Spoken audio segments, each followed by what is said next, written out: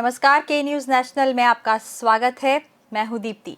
चलिए नजर डालते हैं इस वक्त की हेडलाइंस पर। राजस्थान में कैबिनेट विस्तार और संगठन में बदलाव की चर्चाओं के बीच प्रदेश कांग्रेस प्रभारी अजय माकन ने विधायकों से 1-to-1 बात की।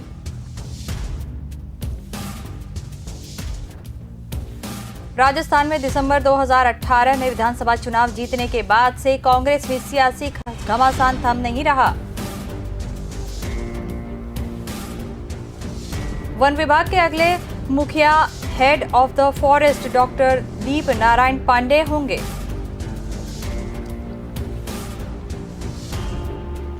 विद्युत वितरण कंपनी ने बकाया राशि वसूली को लेकर अब तक की सबसे बड़ी कार्रवाई की। और मध्य प्रदेश में जहरीली शराब से मौतों के बढ़ते आंकड़ों के बीच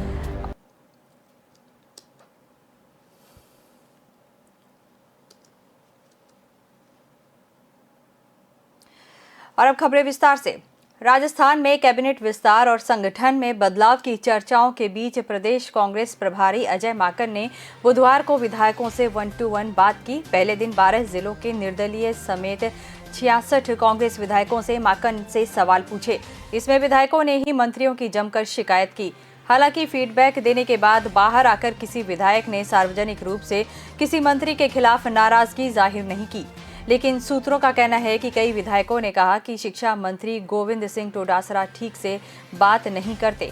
यूडीएच मंत्री शांति धारीवाल के जयपुर के प्रभारी मंत्री के तौर पर काम को विधायकों ने 0 बताया।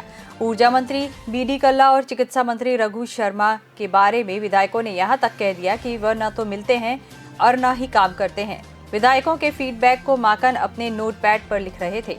वहीं पास में उनका स्टाफ भी सारी बातें कंप्यूटर में दर्ज कर रहा था। सियासी हलकों में चर्चा है कि यही फीडबैक मंत्रियों को बाहर का रास्ता दिखाने का आधार भी बनेगा। अंतिम निर्णय आला कमान ही करेगा। पहले दिन जयपुर, सीकर, झुंझुनू, अलवर, दौसा, बारां, बूंदी, कोटा, भरतपुर, धौलपुर, करौली और सवाई माधोपुर के विधायकों की राय ली गई। गुरुवार को 20 जिलों के विधायकों से मिले ऊर्जा मंत्री बीडी कल्ला और स्वास्थ्य मंत्री रघु शर्मा को लेकर भी विधायकों ने नाराजगी जाहिर की। कहा, रघु शर्मा और बीडी कल्ला तो मिलते ही नहीं हैं। कल्ला के खिलाफ विभाग के प्रोजेक्ट्स में गड़बड़ियों और विधायकों के काम नहीं करने की शिकायत मिली। पर पायलट समर्थक विधायक ने बीडी कल्ला पर जल जीवन मिशन के टेंडर देने में भाई भतीजावाद का आरोप भी लगाया। वहीं रघु के खिलाफ विधायकों ने ट्रांसफर पोस्टिंग्स में मनमानी करने की शिकायत की। फीडबैक के दौरान जयपुर जिले से एक विधायक ने प्रदेशाध्यक्ष गोविंद सिंह डोटासरा के व्यवहार को लेकर शिकायत की। 1-to-1 बातचीत के दौरान जब माकन ने जयपुर के प्रभारी मंत्री के बारे में विधायक से फीडबैक लिया तो पायलट समर्थक विधायक ने कहा कि कौन है यहाँ का प्रभारी मंत्री, वे नहीं जानते। पायलट समर्थक विधायक वेद प्रकाश सोलंकी ने भी कहा कि जीते हुए विधायकों से राय तो ली जा रही है, वे नेता भी महत्वपूर्ण हैं जो विधानसभा क्षेत्र में चुनाव हार गए थे। वह भी कांग्रेस के महत्वपूर्ण अंग हैं। पूरे राजस्थान का फीडबैक तक आ जाएगा जब सभी नेताओं से राय ली जाएगी। जिन 80 से ज्यादा सीटों पर कांग्रेस हार गई उनका फीडबैक कौन देगा, इसलिए सभी 200 सीटों का फीडबैक लेने के लिए हारे हुए उम्मीदवारों से भी राय लेने की जरूरत है।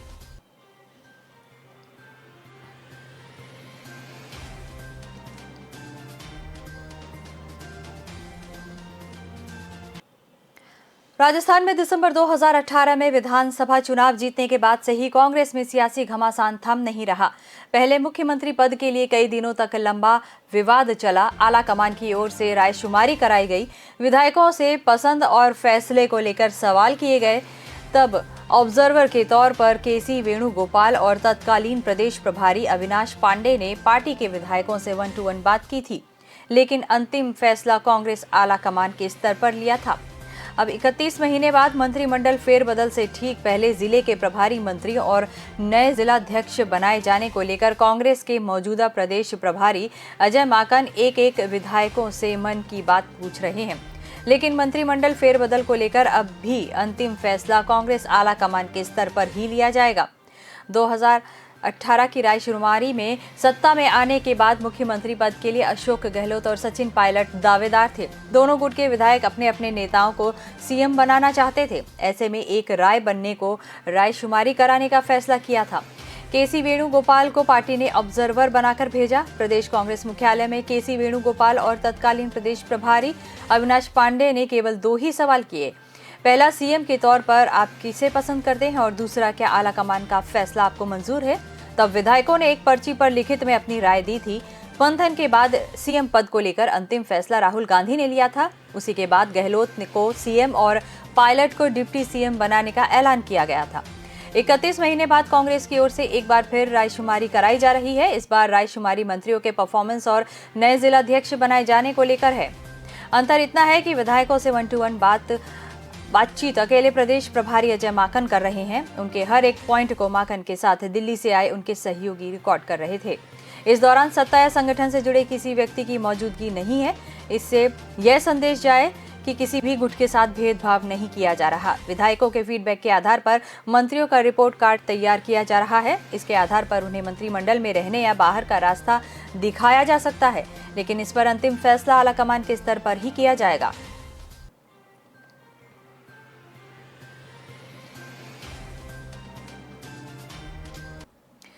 वन विभाग के अगले मुखिया यानी head of the forest doctor Deep Narayan Pandey होंगे। 1988 बैच के सीनियर आईएफएस का अनुभव, स्किल और सरकार में स्वीकार्यता के चलते नाम फाइनल माना जा रहा है। वे 2 दिन बाद रिटायर हो रही श्रुति शर्मा की जगह लेंगे। पांडे का रिटायरमेंट 31 मई 2023 में है। इस लिहाज से 11 हेड ऑफ द फॉरेस्ट में इनका सर्वाधिक कार्यकाल रहेगा। इससे पहले यूएम सहाय 21 माह तक हाफ रहे हैं। Chief wild life warden ML Meena भी इसी माह रिटायर हो रहे हैं। Chief wild life warden Meena के रिटायरमेंट के बाद दूसरे पीसीएफ राजीव गोयल को अतिरिक्त चार्ज देने की बात चलाई है। 1989 के बैच के आईएफएस अरिंदम तोमर बतौर अनुभवी सबसे ऊपर हैं, जो वन मंत्री की पसंद है। वे 2019 और 20 में इस पद पर रह चुके हैं। इसके अलावा बीजेपी सरकार में सीएम के प्रिंसिपल ओएसडी रहे अरिजिन बनर्जी का नाम भी चर्चा में है। हालांकि उनके पास वाइल्ड लाइफ में रहने का अनुभव नहीं है। चर्चित नामों में सबसे जूनियर भी हैं।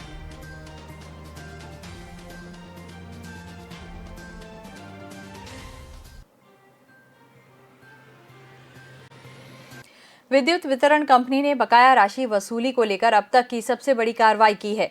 कंपनी ने इंदौर धार रोड स्थित नेशनल स्टील की बकाया रकम 103 करोड़ रुपए की वसूली को लेकर बुधवार सुबह कनेक्शन काटने की कार्रवाई की।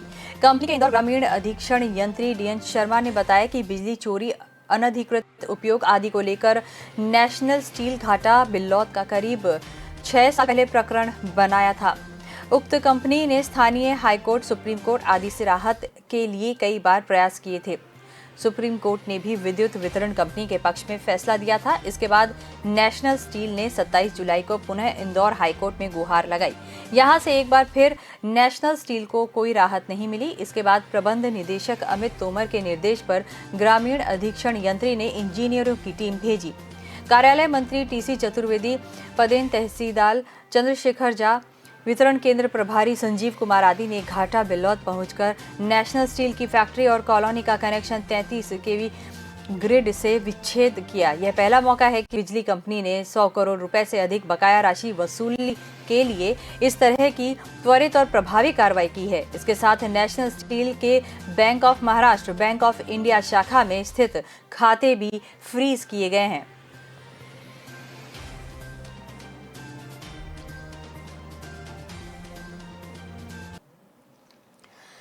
मध्य प्रदेश में जहरीली शराब से मौतों के बढ़ते आंकड़ों के बीच एक ऑडियो हाथ लगा है।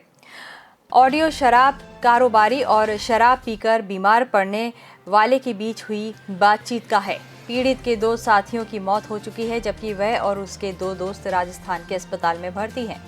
जो ऑडियो मिले हैं उसमें शराब कारोबारी खुद फोन कर गुजारिश कर रहे हैं कि शराब फेंक दो। ऊपर से खबर मिली है कि माल हल्का है, ढाबे वाले ने चोट कर दी है।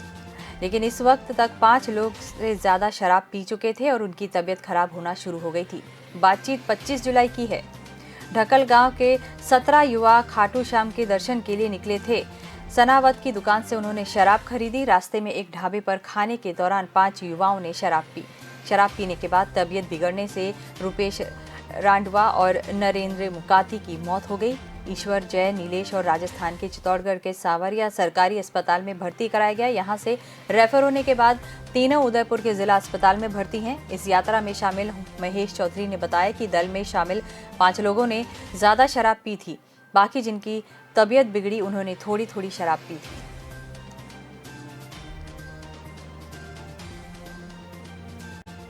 अभी वक्त है एक छोटे से ब्रेक का।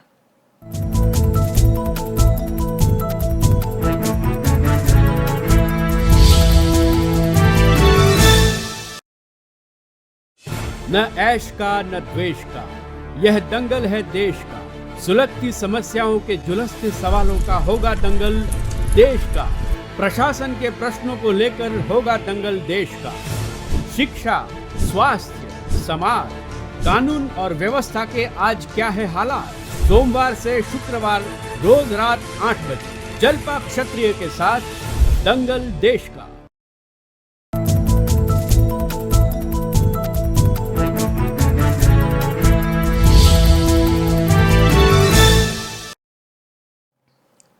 ब्रेक के बाद आपका स्वागत है। 23 और 24 जुलाई के दौरान पैराडाइज और सपना बार में शराब पीने के बाद 3 दिन में 4 युवकों की मौत की गुत्थी दूसरे दिन और उलझ गई।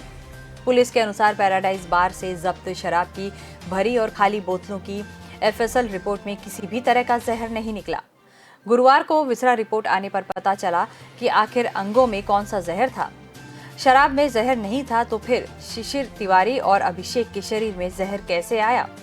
कयास है कि शराब के बाद अनाप शनाप खाना, मौसम का इन्फेक्शन, दूसरा नशा या अन्य कोई पदार्थ जिसने सबको कॉकटेल कर दिया और जहर बन गया हो। पैराडाइज होटल का संचालक जोगी यादव 2 दिन से एरोड्रम पुलिस की हिरासत में है। वह बंते यादव के बड़े भाई का साला है, पहले भी विवादों में रहा है। उसके खिलाफ भी कुछ आपराधिक रिकॉर्ड हैं। अभी उसने मालविया बार को बदलकर खुद का बार खोला है। वहीं बाणगंगा पुलिस और आबकारी ने बुधवार को सपना बार को सील किया। उसमें से भी सैंपल लिए गए।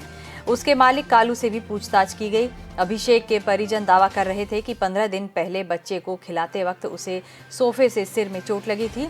उसी से उसकी मौत हुई है क्योंकि वह शराब नहीं पीता था। जबकि शॉर्ट पीएम रिपोर्ट में वही लक्षण आए हैं जो शिशिर और सचिन के अंगों में मिले हैं। उसे सिर में बहुत कम लगी थी। माना जा रहा है कि अभिषेक ने शनिवार को छोटा बांगड़दा में कहीं शराब पी थी। हो सकता है कि अगले दिन रिंकू भी साथ हो। पुलिस अब अभिषेक की शनिवार और रविवार की दिनचर्या को भी देखेंगे। रिंकू के दोस्त ने बताया कि वह दोपहर बाद पैराडाइज होटल पहुंचा था। वहां सागर और छोटू से पहले शराब पी थी।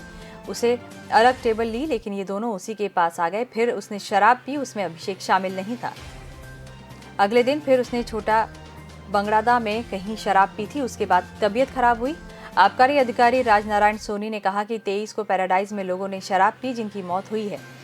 शनिवार और रविवार को सोमवार को भी वही बार चालू रहा। यदि शराब नकली है या मिलावटी होती तो बाकी लोग भी प्रभावित होते।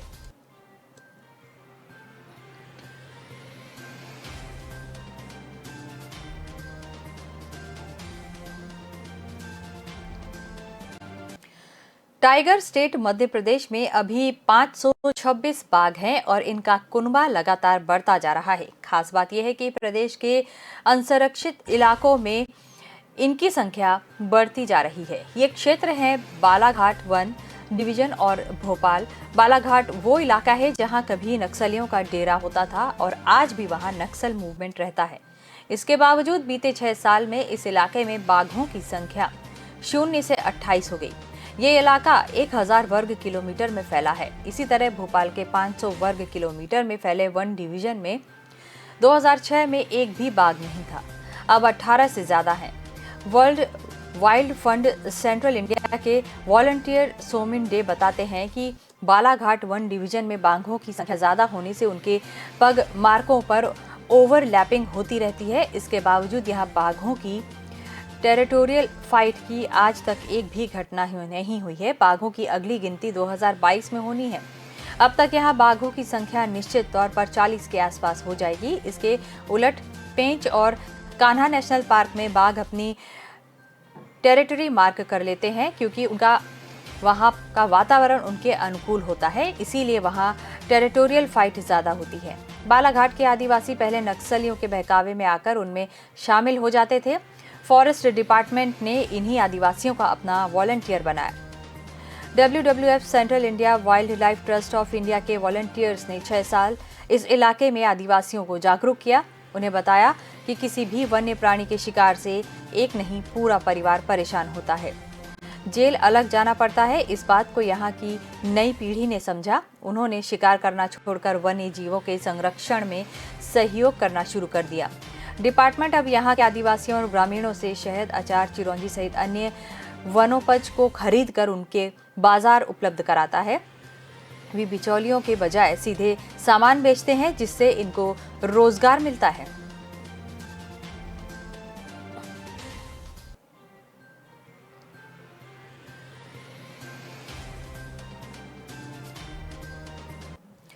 भोपाल में गृह मंत्री नरोत्तम मिश्रा का पीए बनकर धमकाने का मामला सामने आया है।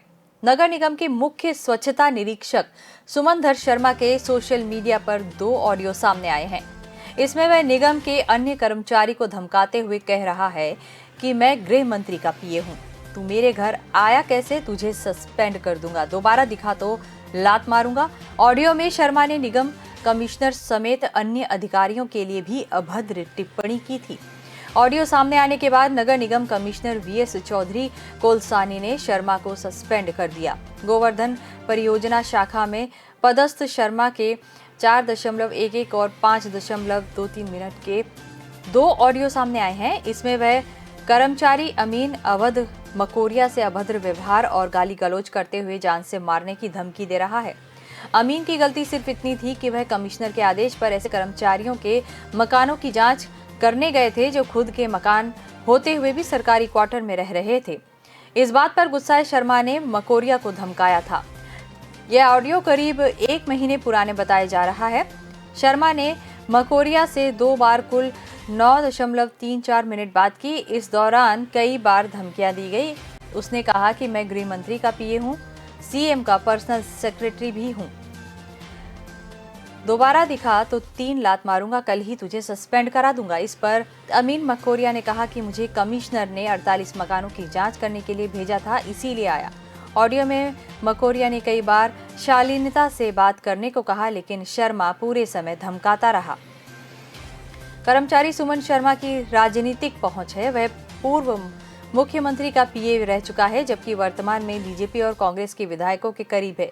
यही कारण है कि निगम अफसरों को भी जांच में समय लगा। कमिश्नर द्वारा निलंबित किए जाने के बावजूद कई अफसर खुलकर कुछ नहीं बता पा रहे।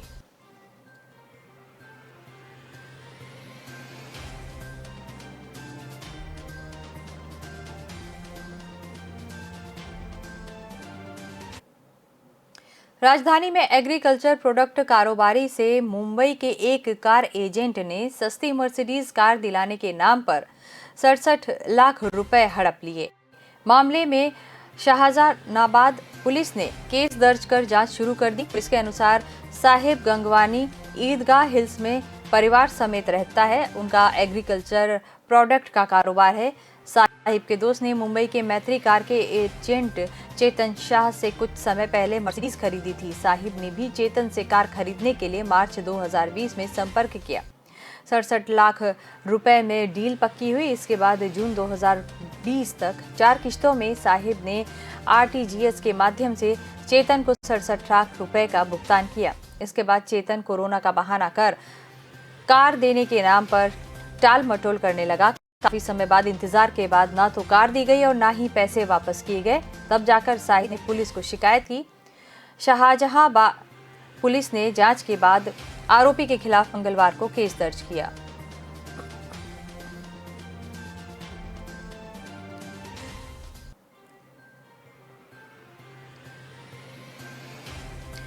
राजस्थान हाईकोर्ट में रॉबर्ट वाड्रा से जुड़ी मनी लॉन्ड्रिंग मामले में सुनवाई अधूरी रही। जस्टिस डॉक्टर पुष्पेंद्र सिंह भाटी की कोर्ट में बुधवार को हुई सुनवाई समय अभाव के कारण पूरी नहीं हो सकी। गुरुवार को इस मामले में सुनवाई जारी रहेगी। वाड्रा के अधिवक्ता KTS तुलसी की ओर से पैरवी कर रहे ASG राजदीपक रस्तोगी सुनवाई के दौरान वीडियो कॉन्फ्रेंसिंग के माध्यम से जुड़ेंगे। ED सहित देश भर की निगाह इस मामले पर है, क्योंकि कोर्ट में यह मामला मेरिट पर सुना जा रहा है। बीकानेर जिले में जमीन की खरीद फरोख्त में हुए घोटाले को लेकर ईडी ने रॉबर्ट वाड्रा को गिरफ्तार कर पूछताछ करने के लिए हाईकोर्ट से एक प्रार्थना पत्र के जरिए अनुमति मांग रखी है। वाड्रा से जुड़े मामले में सुनवाई लंबे अरसे से टलती आ रही है, लेकिन इस मामले में अब तीनों से रोजाना सुनवाई हो रही है। इस मामले में ईडी की ओर से एएसजी राजदीपक रस्तोगी बहस कर रहे हैं, जो आज भी जारी रहेगी। सोमवार को जस्टिस पुष्पेंद्र सिंह भाटी की कोर्ट में यह मामला सूचीबद्ध हुआ, जिसमें इस अर्जी पर सुनवाई होनी थी। कोर्ट में इन मामलों में दोनों पक्षों की सहमति के बाद मेरिट पर सुनवाई शुरू की थी। वाड्रा की ओर से पैरवी कर रहे वरिष्ठ अधिवक्ता केटीएस व कुलदीप माथुर ने इस मामले में मंगलवार को अपनी बहस पूरी कर ली थी। मामले में वाड्रा से जुड़ी company Skylight hospitality private limited और बिचौलिए महेश नागर की ओर से पेश विविध आपराधिक याचिका 482 पेश की थी, जिस पर कोर्ट ने वाड्रा सहित सभी आरोपियों की गिरफ्तारी पर रोक लगा दी थी। जिसके बाद ईडी ने याचिका में एक अर्जी पेश कर वाड्रा सहित अन्य आरोपियों को गिरफ्तार कर पूछताछ करने की जरूरत बताई थी। इस अर्जी पर लंबे समय से सुनवाई लंबित थी। 2007 में वाड्रा ने स्काईलाइट हॉस्पिटैलिटी प्राइवेट लिमिटेड के नाम से एक कंपनी की शुरुआत की थी। रॉबर्ट और उनकी मां मॉरीन इस कंपनी के डायरेक्टर बनाए गए। बाद में कंपनी का नाम बदलकर स्काईलाइट हॉस्पिटैलिटी लिमिटेड लायबिलिटी कर दिया गया। रजिस्ट्रेशन के समय बताया गया था कि ये कंपनी रेस्टोरेंट, बार और कैंटीन चलाने जैसे काम करेगी। वाड्रा की कंपनी ने 2012 में राजस्थान के बीकानेर जिले में कोलायत क्षेत्र में कुछ दलालों के जरिए 270 बीघा जमीन 79 लाख रुपए में खरीदी। बीकानेर में भारतीय सेना की महाजन फील्ड फायरिंग रेंज के लिए जमीन आवंटित की गई थी। यह जमीन सेना की थी और इसका बेचा नहीं जा सकता था। यहां से विस्थापित हुए लोगों के लिए दूसरी जगह पर 1400 बीघा जमीन आवंटित की गई थी, लेकिन कुछ लोगों ने इस जमीन के फर्जी कागजात तैयार करवाकर वाड्रा की कंपनी को बेच दिए। इन लोगों के माध्यम से ही वाड्रा ने क्षेत्र के कुछ गांवों में और जमीन खरीदने का प्रयास किया, लेकिन मामला आगे बढ़ नहीं पाया। फर्जी तरीके से जमीन के बेचने का मामला उजागर होने से पहले वाड्रा की कंपनी ने इस जमीन को 5 करोड़ रुपए में बेच दिया। ईडी ने इस मामले में कुछ स्थानीय अधिकारियों की भूमिका भी संदिग्ध मानी है। उनकी मिलीभगत से कुछ लोगों ने जमीन के फर्जी कागजात तैयार कराए। मनी लॉन्ड्रिंग से जुड़े इस मामले की ईडी ने जांच शुरू की थी।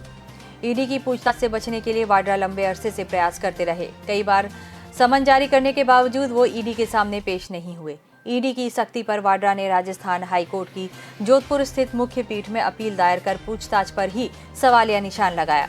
हाईकोर्ट ने वाड्रा को आदेश दिया कि वे अपनी मां मरीन के साथ ईडी के समक्ष पेश होकर उसके सवालों का जवाब दें। इसके बाद वाड्रा जयपुर में ईडी के समक्ष पेश हुए थे। ईडी का कहना है कि रॉबर्ट वाड्रा पूछताछ में सहयोग नहीं कर रहे, ऐसे में उन्हें गिरफ्तार कर पूछताछ किए जाने की आवश्यकता है।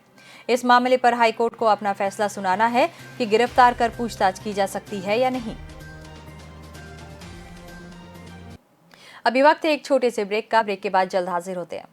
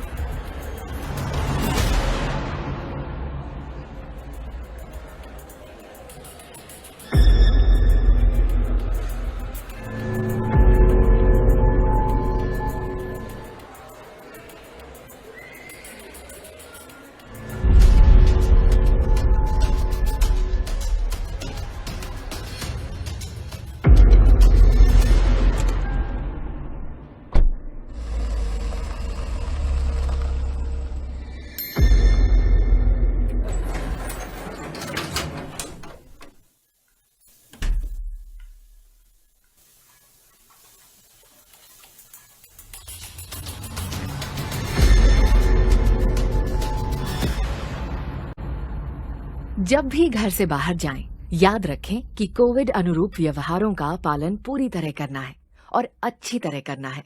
यानी मास्क पहनकर रखें, दूसरों से कम 2 गज की दूरी बनाकर रखें और समय समय पर हाथ साफ करें ताकि हम और हमारा परिवार कोरोना से बचा रहे।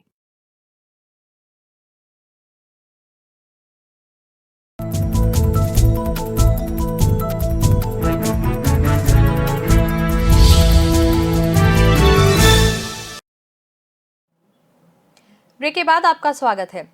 जोधपुर के बनाड़ इलाके में 20 जुलाई को इलेक्ट्रॉनिक की दुकान मालिक पर हुए हमले का पुलिस ने खुलासा किया है। मामले में 3 लोगों को पुलिस ने गिरफ्तार कर लिया है। अन्य बदमाशों की तलाशी जारी है। अब तक की पड़ताल में सामने आया कि सीजिंग में वर्चस्व की लड़ाई को लेकर यह हमला हुआ था। हमले में घायल हुए दुकानदार राजेश सिंह को परिजन अगले दिन इलाज के लिए अहमदाबाद लेकर गए थे, जहां पर उसका उपचार जारी है। पुलिस अब पकड़े गए अभियुक्तों से गहन पूछताछ में जुटी है। बनाड़ थानाधिकारी सीताराम खोजा ने बताया कि 20 जुलाई को डिगाड़ी निवासी राजेश सिंह पुत्र राजेंद्र सिंह पर कुछ बदमाशों ने फायरिंग किए जाने के साथ तलवारों से भी हमला किया था। इससे वह गंभीर रूप से घायल हो गया था। तब उसे उपचार के लिए MDMH में भर्ती करवाया था। अगले दिन परिजन उसे उपचार के लिए अहमदाबाद लेकर चले गए। घटना में उसके पिता ने गिरधर सिंह, भोम सिंह, दुष्यंत सिंह और भरत सिंह आदि को नामजद करते हुए मामला दर्ज करवाया था। राजेश सिंह अपनी दुकान RC मार्केट में चलाता है। पुलिस ने हमलावरों की गिरफ्तारी के लिए टीम का गठन करते हुए 3 बदमाशों रामपुरा भाटियान बिलावर निवासी भोम सिंह पुत्र कल्याण सिंह और रायवन वांगरदू निवासी भरत सिंह पुत्र शंभू सिंह को देर रात गिरफ्तार किया। थानाधिकारी ने बताया कि अब तक पड़ताल में सामने आया कि दोनों ही पार्टियां सीजिंग के कारोबार से जुड़ी थी। इसको लेकर वर्चस्व की लड़ाई है। पहले भी महामंदिर इलाके मांझी का हत्था में मारपीट हो रखी है, जिसका केस दर्ज है। घटना में गिरधर सिंह नाम के शख्स के साथ अन्य बदमाशों की तलाशी की जा रही है। पकड़े गए बदमाशों से हथियारों की बरामदगी के प्रयास किए जा रहे हैं। आज कोर्ट में पेश कर अभिरक्षा में लिया गया है।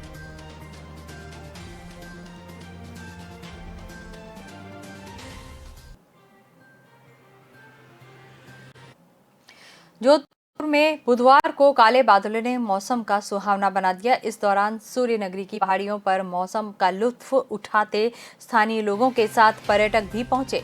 मेहरानगढ़ फोर्ट हो या जसवंत थड़ा या फिर रॉक गार्डन, सभी पर्यटक स्थल गुलजार नजर आए। दिन उगने के साथ ही काली घटाओं ने जोधपुर को आगोश में ले लिया। रिमझिम बरसात से लोगों का मन खिल उठा और इस मौसम का आनंद उठाने लोग पर्यटक स्थलों पर खींचे चले आए। कुछ लोग सुबह का आनंद उठाकर लंच के बाद ऑफिस पहुंचे, जो वर्क फ्रॉम होम पर थे वे गाड़ियों में लैपटॉप के साथ पर्यटक स्थल पर नजर आए। जोधपुर में अमूमन ऐसा मौसम बहुत कम रहता है। पहले ही मानसून के देरी के चलते गर्मी से शहरवासी परेशान थे। अब इस मौसम का आनंद उठाने से चूकना नहीं चाहते थे। हालांकि जोधपुर को अच्छी बरसात का इंतजार है। मानसून आने के बाद अभी तक शहर में अच्छी बरसात नहीं हुई। अब तक जोधपुर में प्री मानसून और मानसून की बरसात 87 mm ही हुई। आज मौसम को देखकर लोगों की अच्छी बरसात की उम्मीद है। सुबह से ही रिमझिम बरसात ने लोगों को घर से निकालकर पिकनिक स्पॉट पर लाने को मजबूर किया।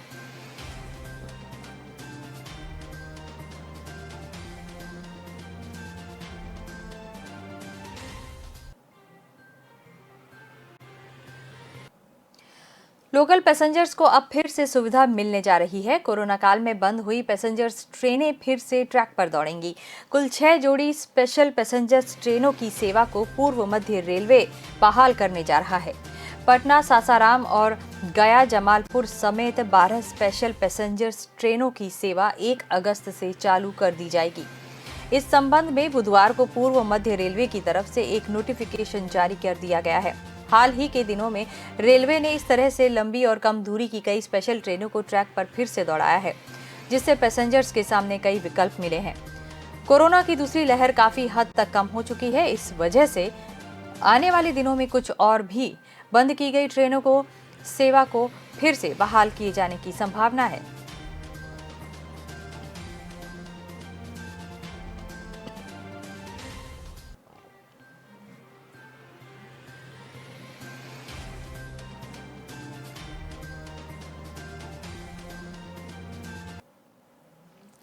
बिहार विधान परिषद में बिहार खेल विश्वविद्यालय विधेयक 2021 भी पारित किया गया। ये विधेयक जब पास हो रहा था तो बिहार में खेल पर भी बात हुई। विपक्ष की ओर से कांग्रेस के पार्षद प्रेमचंद मिश्रा ने बिहार में खेल की बदतर स्थिति पर विस्तार से बातें कही। उन्होंने कहा कि राजधानी पटना स्थित मोइनुल एक हक स्टेडियम से लेकर जिलों में बने हुए सभी खेल स्टेडियमों की स्थिति बदतर है और इसकी परवाह 15-16 साल से नीतीश सरकार नहीं कर रही। मिश्रा ने कहा कि बिहार में खेल मंत्रालय भी है और उसके लिए बजट भी है, फिर भी खेल की स्थिति में बिहार एक कदम आगे नहीं बढ़ा। नीतीश कुमार खुद इस विश्वविद्यालय के कुलाधिपति भी हो गए। मोइनुल हक स्टेडियम में 93 के बाद कोई अंतर्राष्ट्रीय स्तर का खेल नहीं हुआ। राज्य के खिलाड़ियों को कोई ट्रेनिंग नहीं है, खिलाड़ियों के अंदर सिक्योरिटी का भरोसा नहीं है, कोई कोचिंग की व्यवस्था भी नहीं है। उन्होंने कहा कि बिहार में स्पोर्ट्स को करियर बनाने से बिहार के युवा डरते हैं। यह भी सवाल उठाया कि मुख्यमंत्री के पास इतना समय है कि वे कुलाधिपति के रूप में इसे संभाल पाएंगे। पार्षद प्रेमचंद मिश्रा ने कहा कि खेल के कई मैदान पुलिस लाइन में बदल कर रह गए हैं। खेल के लिए कोचिंग की व्यवस्था करनी होगी और खिलाड़ियों के लिए नौकरी की व्यवस्था भी करनी होगी।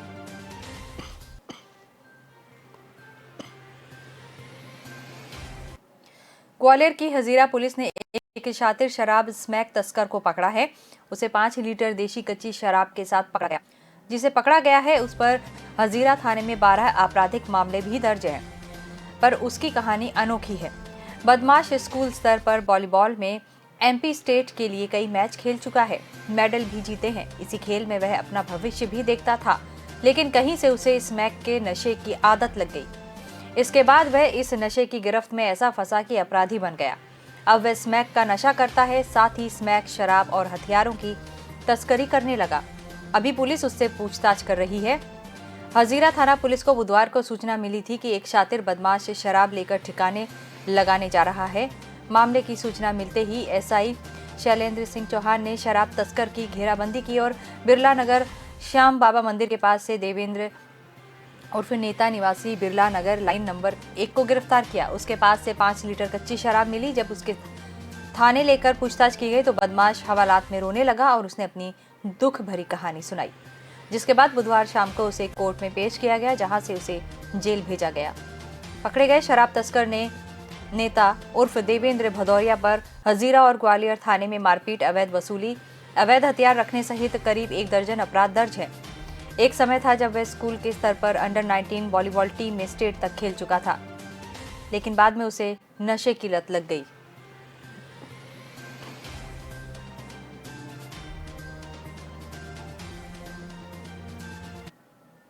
तो बुलेटिन में फिलहाल इतना ही। आप बने रहिए के न्यूज़ नेशनल के साथ। नमस्कार।